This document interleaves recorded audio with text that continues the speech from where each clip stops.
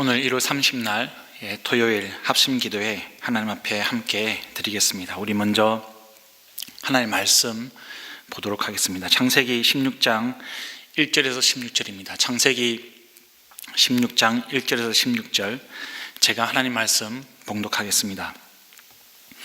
아브라함의 아내 사레는 아이를 낳지 못하였다. 그에게는 하갈이라고 하는 이집트 사람 여종이 있었다. 사레가 아브라함에게 말하였다. 주님께서 나에게 아이를 가지지 못하게 하시니 당신은 나의 여종과 동침하십시오. 하갈의 몸을 빌려서 집안의 대를 이어갈 수 있기를 바랍니다. 아브라함은 사레의 말을 따랐다. 아브라함의 아내 사레가 자기의 여종 이집트 사람 하갈을 데려다가 자기 남편 아브라함에게 아내로 준 때는 아브라함이 가나안 땅에서 살아온 지 10년이 지난 뒤이다. 아브라함이 하갈과 동침하니 하갈이 임신하였다. 하갈은 자기가 임신한 것을 알고서 자기의 여주인을 깔보았다. 사레가 아브라함에게 말하였다. 내가 받는 이 고통은 당신이 책임을 지셔야 합니다. 나의 종을 당신 품에 안겨주었더니 그 종이 자기가 임신한 것을 알고서 나를 멸시합니다. 주님께서 당신과 나 사이를 판단하여 주시면 좋겠습니다.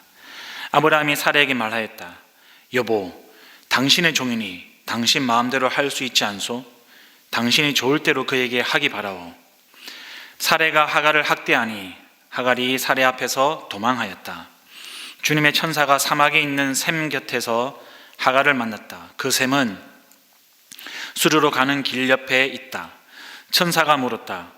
사레의 종 하갈아, 내가 어디로 와서 어디로 가는 길이냐? 하갈이 대답하였다. 나의 여주인 사레에게서 도망하여 나오는 길입니다. 주님의 천사가 그에게 말하였다. 너의 여주인에게로 돌아가서 그에게 복종하면서 살아라. 주님의 천사가 그에게 또 일렀다. 내가 너에게 많은 자손을 주겠다. 자손이 셀 수도 없을 만큼 불어나게 하겠다. 주님의 천사가 그에게 또 일렀다. 너는 임신한 몸이다. 아들을 낳게 될 터이니 그의 이름을 이스마엘이라고 하여라. 내가 고통 가운데 부르짖는 소리를 주님께서 들으셨기 때문이다. 너의 아들은 들나귀처럼 될 것이다. 그는 모든 사람과 싸울 것이고 모든 사람 또한 그와 싸울 것이다. 그는 자기의 모든 친족과 대결하며 살아가게 될 것이다. 하갈은 내가 여기에서 나를 보시는 하나님을 뵙고도 이렇게 살아서 겪은 일을 말할 수 있다니 하면서 자기에게 말씀하신 주님을 보시는 하나님이라고 이름 지어서 불렀다. 그래서 그 샘 이름도 브엘라헤로이라고 지어서 부르게 되었다. 그 샘은 지금도 가데스와 베렛 사이에 그대로 있다. 하갈과 아브라함 사이에서 아들이 태어나니 아브라함은 하갈이 낳은 그 아들의 이름을 이스마엘이라고 지었다. 하갈과 아브라함 사이에 이스마엘이 태어날 때에 아브라함의 나이는 86이었다. 아멘. 성도 여러분, 오늘 본문에서는 하나님께 묻지 않고 자기 방식대로 삶을 풀어가는 사레와 아브라함의 모습이 나옵니다. 또 그와 반면에 그럼에도 불구하고 그들의 문제와 또 실수를 수습해 가시는, 안고 가시는 하나님의 모습이 대조적으로 또 나타나 있습니다. 오늘 본문을 통해서 우리는 먼저 이 하나님의 뜻을 행할 때, 우리가 하나님의 뜻이 무엇인지 알고 또 그것을 받았을 때 그것을 풀어가는 방법이 사람의 방법이 되어서는 안 된다는 겁니다. 우리가 사람의 생각, 사람의 지혜로 하나님의 뜻을 풀어갈 것이 아니라 하나님의 뜻은 하나님의 방법, 하나님의 뜻대로 풀어가야 된다는 것을 우리는 이 사건을 통해서, 이 본문을 통해서 깨달아야 합니다. 어제 본문 15장에서 주님은 12장 가운데 아브라함에게 약속하셨던 복에 대해서 다시 한번 구체적으로 말씀하셨습니다. 그 약속이 무엇입니까? 12장에서는 아브라함에게 하나님이 내가 너로 큰 민족을 이루게 하겠다, 이렇게 약속을 하셨습니다. 그것을 15장에서는 좀 더 구체적으로 너의 몸에서 태어날 아들이 너의 상속자가 될 것이다. 그리고 너의 자손이 저 별처럼 많아질 것이다, 이렇게 약속을 하셨습니다. 여러분, 아브라함이 하란을 떠날 때 75세였습니다. 그리고 지금 긴 시간이 흘렀습니다. 오늘 본문에서 아브라함은 이제 85세가 되었습니다. 10년이라는 시간이 지난 동안에 이 하나님이 아브라함에게 약속하셨던 그 말씀, 그런데 그 약속의 말씀이 적어도 사례의 눈에는 지켜지지 않은 어떤 공수표처럼 그렇게 보였습니다.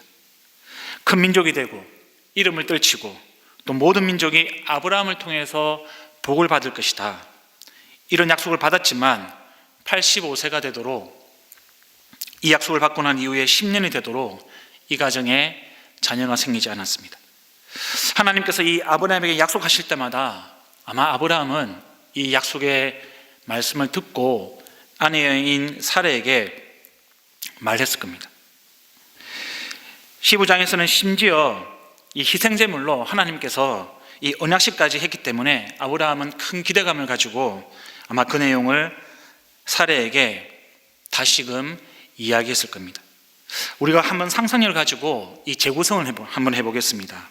아브라함이 이렇게 이야기합니다. 여보, 꿈인지 생시인지 하나님이 이번에도 나에게 나타나서 말씀하셨소.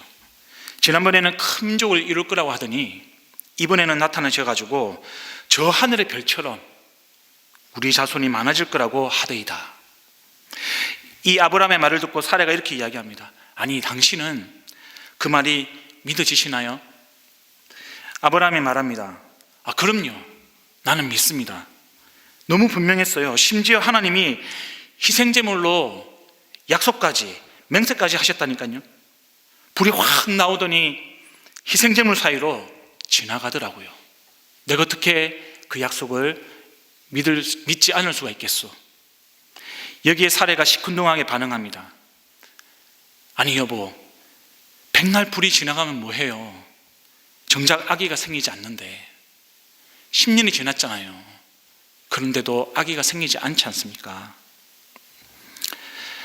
성도 여러분, 아브라함하고는 다르게 이 수십 년 동안 이 자녀가 없던 사레, 이 사레에게 이 아브라함의 말은 더 이상 실현이 될 수 없었던 그런 약속처럼 보입니다.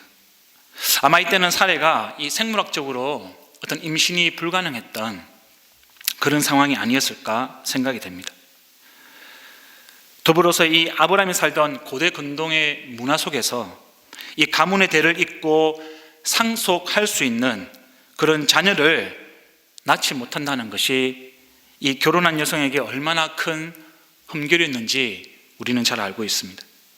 그리고 사례에게 이것은 굉장히 큰 심적인 부담감, 어쩌면 죄책감으로 작용했을지도 모르겠습니다.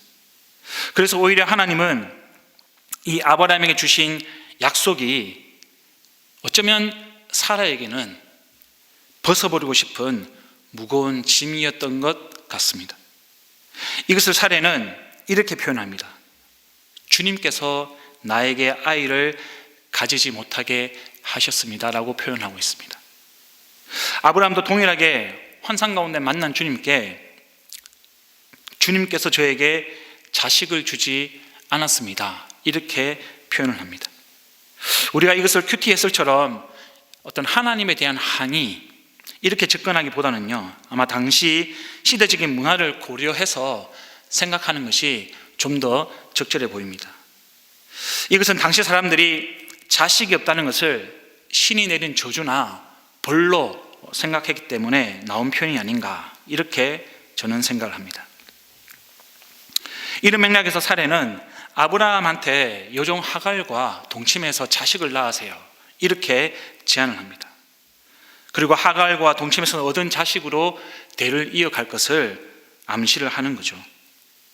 당시 사회 문화와 사례의 어떤 심리 상태를 고려하면요, 한편으로는 이렇게 제안하는 사례의 마음이 어느 정도 이해가 됩니다. 이때 사례의 마음이 어땠을까? 다시 한번 우리가 상상해 봤으면 좋겠습니다. 남편 아브라함이 와서 자꾸 이렇게 이야기합니다. 하나님, 우리로 하여금 큰 민족을 삼겠다고 하십니다.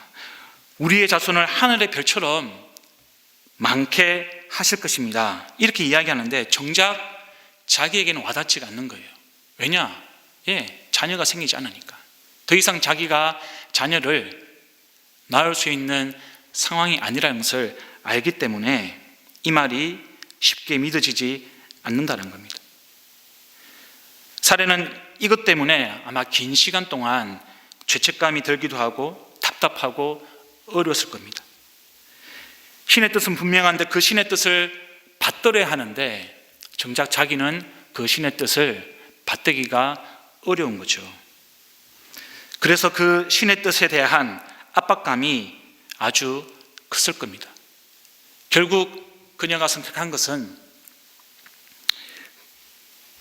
더 이상 자기에게 하나님께서 자식을 주지 않는다라는 결론을 내리고 이 아브라함에게 요종 하갈을 주어서 동침을 해서 자식을 가지라고 낳으라고 그렇게 제안을 합니다.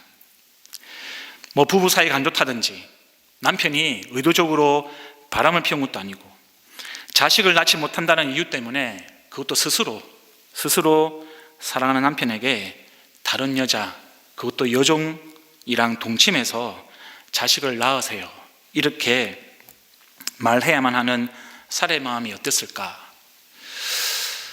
하갈이 아들을 낳으면 그 아들이 상속자가 될 텐데요, 자녀가 없는 그 사례의 미래는 불투명해지는 겁니다.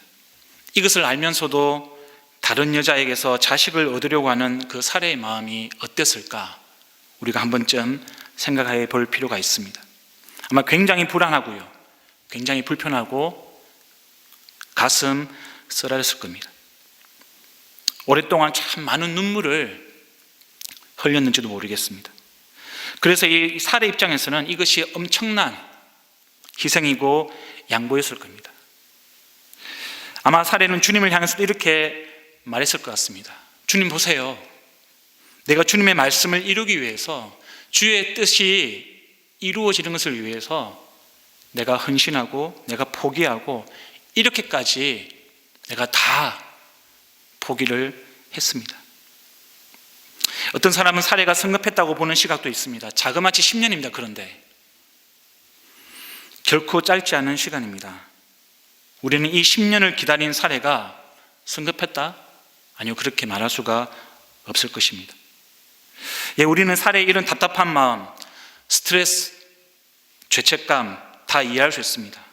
절박한 심정으로 남편인 아브라함에게 요종 하갈과 동침해서 자녀를 낳으라고 이야기하는 그 제안도 이해할 수 있습니다.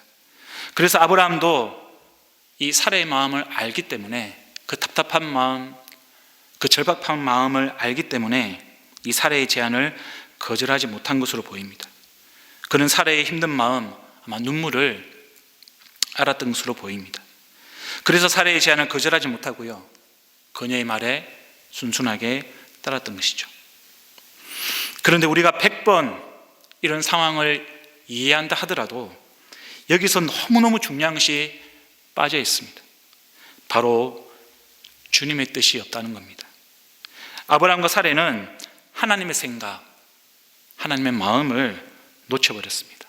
그 상황에 매몰되어서, 본인들의 힘든 그 상황에 매몰되어서 정작 우리가 중요한 것, 주님의 뜻, 하나님의 마음이 없어진 것이죠. 그것을 놓쳐버린 것입니다. 사례는 자신이 내리는 결정 과정에서 주님의 뜻을 묻지 않습니다. 이것은 아브라함도 마찬가지였습니다. 그래서 그들이 주님과 동떨어진 결정을 내렸던 겁니다.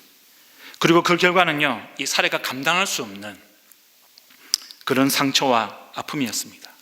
미움과 다툼이었습니다. 갈등과 분열이었습니다. 사례가 만약에 하나님께 물었다면, 주님께 해결 방안을 강구했다면 어땠을까? 진한 아쉬움이 남습니다. 사례가 하나님께 기도를 했다면 자신의 그 불안한 마음, 죄책감을 주님께 내려놓았다면 아마 성경의 역사는 많은 부분이 달라졌을 겁니다. 먼저 하나님은 사례를 위로하셨을 겁니다. 사례의 아픔, 그녀가 흘렸던 그 눈물을 보듬어 주셨을 겁니다. 그리고 아브라함처럼 하나님의 마음을 보여주시고 사례에게도 비전을 주셨을 겁니다. 아니, 그걸 어떻게 합니까? 우리 하나님은 원래 그런 분이시기 때문입니다. 우리 하나님의 성품은 원래 우리를 보듬으시고 우리를 위로하시고 우리에게 비전을 보여주시고 새 길로 인도하시는 분이 바로 하나님이기 때문에 우리는 그것을 알 수가 있는 겁니다. 성도 여러분, 우리가 인생을 살면서 어려운 일을 만날 수 있습니다. 그리고 그 일이 잘 안 풀릴 수가 있습니다. 그래서 마음 쓰라리고요, 또 상처받을 때가 있습니다. 우리가 이런 문제를 해결하기 위해서 이런 생각 저런 생각, 또 이런 방법 저런 방법 다 써볼 수 있습니다. 고민할 수 있습니다. 다 좋습니다. 어떤 생각, 어떤 고민도 할 수가 있는 것이죠. 그러나 우리가 놓쳐서는 안 되는, 정말 놓쳐서는 안 되는 중요한 것이 있습니다. 그것이 바로 주님의 뜻입니다. 그것이 바로 하나님의 마음입니다. 우리가 주님의 뜻을 알기 위해서, 우리가 주님의 마음을 알기 위해서 그분께 나와서 우리의 생각과 마음을 털어놓고 주님이 어떻게 생각하시는지, 주님의 마음은 어떤 것인지, 주님은 어떤 방식으로 이 상황을 헤쳐나가길 원하시는지, 주님께서 주시는 방법은 무엇인지 우리는 주님의 뜻과 생각을 물어보는 것이 중요합니다. 그것을 확인하는 것이 중요합니다. 그것을 배우는 것이 너무나 중요합니다. 아무리 답이 안 나오는 상황이라도 그 상황 자체를 주님 앞에 가지고 가서 토로하면서 주님의 지혜와 명철을 달라고 간구하는 것이 너무나 중요합니다. 우리는 그것을 놓쳐서는 안 됩니다. 이것이 하나님의 자녀가 인생을 살아가는 태도입니다. 이것이 주님께서 그의 백성에게 원하시는 모습입니다. 성도 여러분, 우리가 이런 모습으로 나아갈 때 구해 주시고 꾸짖지 아니하시는 주님께서 우리의 인생을 선하게 인도하실 것입니다. 분명히 그렇습니다. 분명히 하나님은 우리의 인생을 선하게 인도하시는 분이십니다. 왜냐하면 주님은 우리를 돌보시는 아버지이시기 때문에 그렇습니다. 우리의 모든 문제를 들고 아버지께 나아가는 저와 여러분 되기를 소망합니다. 성도 여러분, 혹시 지금 아브라함처럼 또 사례처럼 풀기 어려운 숙제를 가지고 있으십니까? 어떤 결정을 내릴지 고민되는 문제가 있으십니까? 그 상황에 매몰되어서 하나님의 뜻과 무관하게 결정하고 진행하는 일이 있으십니까? 혹시 그 결정 때문에 잘못된 결과를 안고 고민하고 있지는 않습니까? 끙끙거리며 씨름하고 있지는 않습니까? 우리 자신이 정해서 가던 그 걸음을 멈추고 우리가 그 자리에서 우리의 문제, 우리의 마음을 주님께 내려놓기를 바랍니다. 주님께서 우리의 문제를 안으시고 주님께서 우리에게 은혜를 베풀어 주실 것입니다. 저와 여러분이 주님의 베푸시는 이 은혜 가운데 우리의 인생을 다시금 바로 세울 수 있기를 우리 주님의 이름으로 축원합니다. 성도 여러분, 이 시간 우리 말씀을 기억하면서 함께 기도하시겠습니다. 우리가 우리의 문제를 우리의 손으로 해결하지 않고요, 우리가 우리의 힘으로 씨름하지 않고 먼저 항상 하나님께 그 문제를 가지고 와서 해결하는 사람이 될 수 있도록 하나님 도와주시옵소서 기도하시겠습니다. 우리의 지혜가 아니라 하나님의 지혜를 구하고 하나님의 뜻대로 결정하고 움직이는 그런 사람이 되기를 우리가 함께 간구했으면 합니다. 그럴 때 우리 주님께서 우리의 고민과 아픔과 눈물을 위로하시고 새 길을 여실 것입니다. 우리 주님은 우리의 아버지이시기 때문에, 우리를 돌보시는 분이기 때문에 하나님께서는 반드시 우리에게 은혜를 베푸실 것입니다. 두 번째로, 우리 오늘 주일 예배를 위해서 기도하는 날입니다. 대면 예배를 드리지 못하는 시간이 계속해서 길어지고 있습니다. 교회에 관련된 다른 단체에서 또다시 집단 감염이 발생을 했습니다. 어쩌면 예배 외의 시간이, 또 모임을 제한하는 시간이 더 길어질 것 같습니다. 하지만 우리의 신앙이 움츠러들지 않고요, 다시 이 자리에서 만나 함께 예배드리는 날이 속히 오기를 소망하면서 비록 온라인이지만 우리가 신령과 진정으로 주님께 예배드리는 그런 공동체 될 수 있도록 함께 기도하시겠습니다. 코로나 상황을 계기로 각 가정에서 가정 예배가 건강하게 세워질 수 있도록 우리 가정과 목장, 교회가 어떤 상황 속에서도 이 예배 공동체로 든든하게 설 수 있도록 하나님 도와주시옵소서. 우리 간절하게 함께 기도하시겠습니다. 기도합니다.